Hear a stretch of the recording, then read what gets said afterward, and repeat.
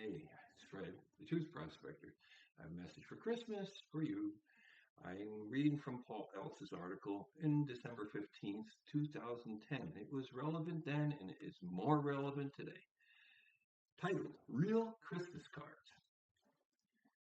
Um, One author wrote, Dear 8 pound, 6 ounce newborn baby Jesus, in your golden fleece diapers with your curled up, fat little balled up fist pawing at the air. Ricky Bobby wrote that from Toledo Nights.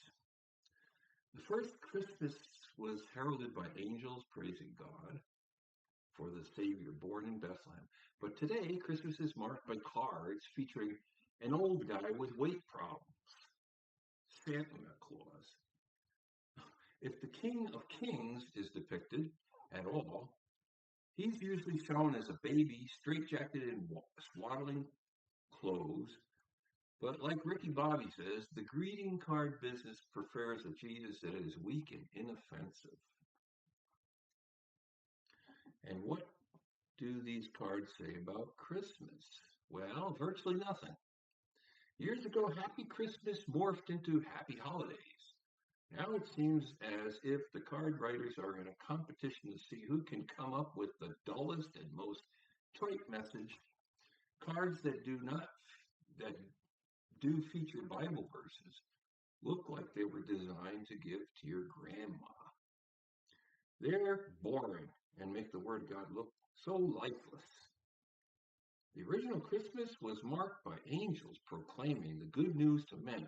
Fear not, we bring news of great joy for all people. A Savior is born. Christmas means nothing without the good news. Christmas is not just about giving stuff. Christmas is about the gift that God gave to humanity. Jesus has come, not with a vengeance or condemnation, but with grace and truth. From him we receive one blessing after another. Amen. If you want to restore the meaning of Christmas, and tell someone the good and joyful news of God's gift. Send your friends a homemade Christmas card that actually says something. If you can't make a card your own, you can use one of the cards below. You'll find more cards like this on ETR apostrophe S Facebook page. Happy Christmas. Here's one Christmas card, which has the good news. Behold, I am doing a new thing. Now it springs up. Do you not perceive it? If yes, it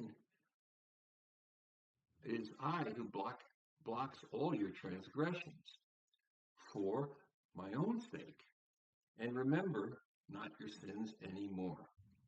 Isaiah 43:19 and 25. Here's another great Christmas message.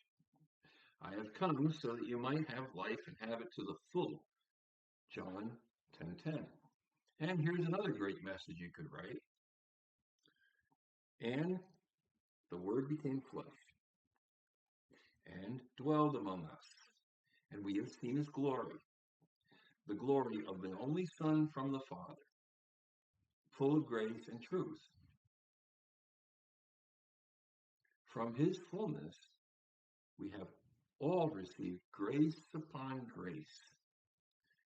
John 1:14 and 16. Amen. Merry Christmas.